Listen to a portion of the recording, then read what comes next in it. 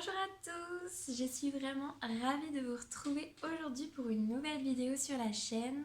Et comme vous pouvez le constater, j'ai une luminosité qui n'est vraiment pas terrible du fait que je tourne et il est 21h30. Donc c'est pas terrible au niveau de la lumière du soleil, puisqu'il n'y a plus de soleil. Bref. Comme vous pouvez le voir, je suis en combinaison pilou pilou, pas maquillée, pas coiffée, rien quoi, donc on fait ça vraiment tout tranquillou. Donc aujourd'hui on est le 10 décembre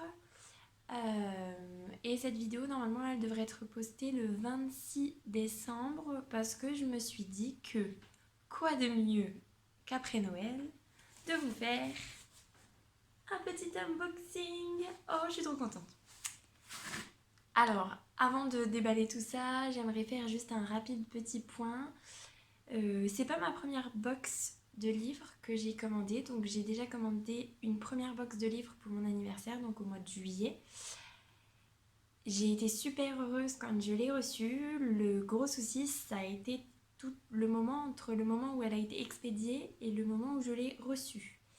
Parce que j'ai eu d'énormes problèmes avec Mondial Relais. Ça a duré 2 mois, donc au final la box que j'avais commandée début juillet, je l'ai reçue quasiment mi-août. Donc autant dire que j'étais heureuse, vraiment c'était des très bons moments cet été-là. Et appeler Mondial Relais tous les 2 jours, c'est vrai que c'était vraiment une partie de plaisir. Bref, on ne va pas revenir là-dessus. Et je me suis dit, box de livres, 2 fois par an, une fois pour mon anniversaire, une fois pour Noël.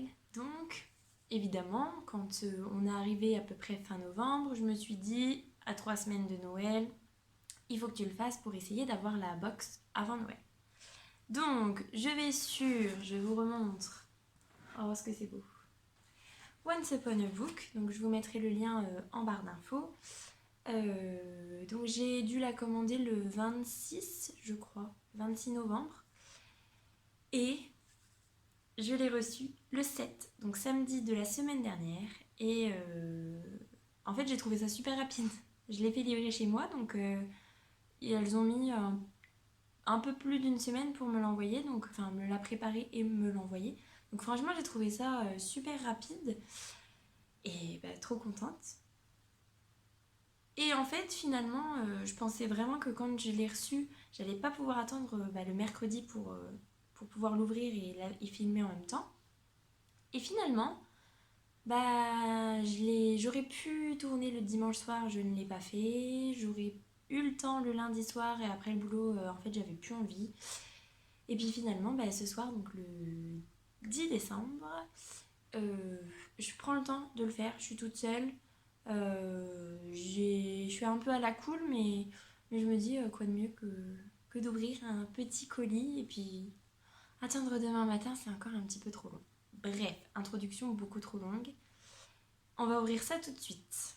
Donc, colis, on pourrait dire pas si gros que ça finalement. Donc, je me munis de mon couteau.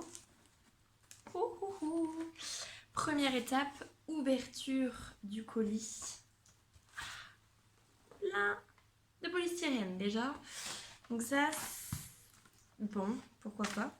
C'est trop mignon. Oh, en plus. Alors, je vais essayer de le mettre dans le bon sens. Voilà, dans mon sens. Ce sont des petits S, comme Sigmund. Trop mignon. Alors, c'est beaucoup trop lourd. Et j'en mets partout. Donc là, clairement, vous pouvez, vous le voyez pas, mais le sol de mon salon est recouvert de petits bouts de polystyrène. C'est vraiment agréable. Bref. On va essayer de pas tout faire tomber. Alors, trop mignon. C'est vraiment trop choupi. Oh, j'adore. Once Upon a Book, je trouve que c'est vraiment des box. Enfin, c'est que ma deuxième box, mais dans l'emballage, dans les petits détails, les petits mots et tout, je les trouve vraiment trop mimi. Vraiment trop mimi. Bref, on y va. Alors déjà, j'ai été mauvaise. J'ai décapité le cerf. c'est tout.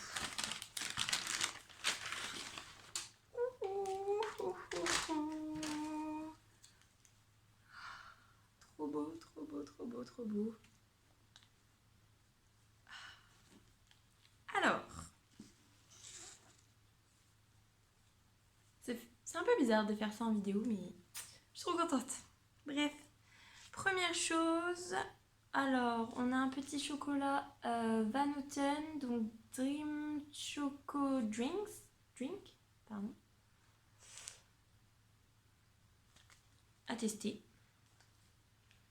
Ça sent le plastique, donc à première vue pas terrible, mais je pense que ça ira peut-être un peu mieux. Ça ira peut-être un peu mieux après. Alors, je pense que c'est des pâtes de fruits. Je suis pas trop pâte de fruits. Du coup, je pense que ça va repartir chez moi pour ma maman ou ma soeur. Ils se feront une joie de les manger à ma place. Alors, une petite carte. Je ne sais pas si ça va bien se voir. Il est fort dangereux, Frodon, de sortir de chez toi. On prend la route et si on ne regarde pas où l'on met les pieds, on ne sait pas jusqu'où cela peut nous mener. Gandalf. Donc, trop choupi. Elle est vraiment trop mimi. Très automne. Donc, pour débuter l'hiver, c'est parfait. Alors, ce sont les confiseries d'Alette. Visiblement. Donc, les petites pâtes de fruits... Pommes rainettes, caramel au beurre salé, au sel de Guérande. Donc ça peut être pas mal. Après je suis vraiment pas de pâte de fruits, mais bon, pourquoi pas. Un petit marque-page je pense. Trop choupi avec un petit renard. Trop mignon. Et déjà ça part bien ce que je vois. Ça part vraiment bien. Nous avons en poche donc Animal, la malédiction de boucle d'or de Victor Dixon aux éditions Pôle Fiction. Alors je sais pas si c'est les éditions Pôle Fiction, mais les tranches je les trouve vraiment moches. Après j'aime pas trop le jaune, donc c'est peut-être ça, mais je trouve ça un peu triste de pas reprendre le même décor que sur la couverture. Donc Victor Dixon, je l'aime beaucoup. J'ai adoré Phobos, donc ça me fait super plaisir de lire autre chose de lui, justement. Je vous lis la quatrième de couverture pour vous donner une idée. 1832, blonde 17 ans, a grandi dans un couvent entouré de mystères. Qui sont ses parents et que leur est-il arrivé? Quelle est la cause de ces évanouissements fréquents? Alors qu'elle s'enfuit pour remonter seule le fil du passé, Blonde se découvre un côté obscur, une part animale. Il y a, au cœur de son histoire, un terrible secret. Pas mal. J'aime bien les réécritures de contes en ce moment. Enfin, je suis bien dedans. Donc, c'est vraiment... ça me donne envie. Il sent bon. Ce qui est une bonne chose. Bon, à voir. Mais en tout cas, vraiment, vraiment bien. Ensuite, nous avons La peste écarlate de Jack London aux éditions Librio. Je vais vous lire la quatrième de couverture. Donc, un vieillard déambule dans la baie de San Francisco en compagnie de ses petits-enfants. Vêtu de peau de bête, il chasse pour se nourrir, se réchauffe autour du feu et se protège des ours ou des loups grâce à l'arc et à la fronde. Nous sommes en 2073.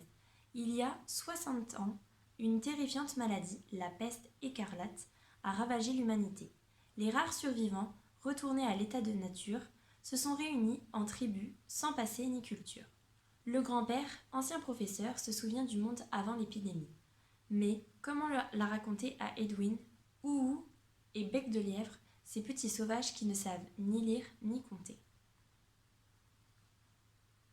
En vrai, ça a l'air vraiment bien. Et j'aurais surkiffé lire ça à l'école. Enfin, qu'on me propose ce genre-là, c'est top, franchement. Bref. Ensuite, mon troisième livre. Oh, ce qu'il est beau. Oh misère, il est de toute beauté. Alors, c'est Roi de cendres de K. Ankrum, je pense, aux éditions Milan. Donc, je ne sais pas si vous voyez bien, mais il est excessivement beau. Et donc la tranche comme ça, et voilà. Il a l'air vraiment très très très beau. Alors, je vous lis la 4e de couverture. Auguste et Jack n'ont jamais fait partie du même monde. Auguste est discret, alors que Jack est la star du lycée. Pourtant, tous deux partagent bien des secrets, à commencer par leur amitié qui remonte à l'enfance. Quand Jack semble envahi par des hallucinations inquiétantes, c'est le monde d'Auguste qui s'effondre. Il réagit alors de la seule façon qui lui semble envisageable, en plongeant dans la folie de Jack. Bah, ça a l'air pas mal, mais c'est surtout qu'il est excessivement beau. Je ne sais pas si... Vraiment, hein. Mais j'aime beaucoup les livres comme ça, avec bah là, en l'occurrence, un billet de retenue. Qu'est-ce que je peux vous montrer d'autre? Des petits polaroids. Et je trouve ça top de commencer les pages toutes blanches, et plus le récit avance et plus elles se noircissent et elles finissent en noir. Ça donne vraiment trop envie. Voilà, donc mes 3 nouveaux bébés dans ma bibliothèque. J'ai trop hâte de les lire, en sachant que j'ai encore 2 livres à lire de mon ancienne box. Donc j'ai Reine de cendres de Erika Johansen, je crois. L'héritage des rois passeurs de Manon Fargeton. Donc ça promet vraiment. Il faut vraiment que je me cale un moment pour les lire parce que j'avais commencé par le syndrome Noah, et comme vous avez pu le constater dans des précédentes vidéos, ça ne l'a pas du tout fait pour moi. Donc j'espère me réconcilier un petit peu avec tout ce que j'ai reçu. Et voilà. Donc cette vidéo est maintenant terminée. Je sais pas si elle va vous plaire ou pas. J'en ai jamais fait pour le moment sur ma chaîne, donc n'hésitez pas à me dire ce que vous en pensez en commentaire. À mettre un petit pouce dans les airs si jamais la vidéo vous a plu, et à vous abonner. En tout cas, je vous souhaite de très bonnes lectures et je vous dis à la semaine prochaine. Salut!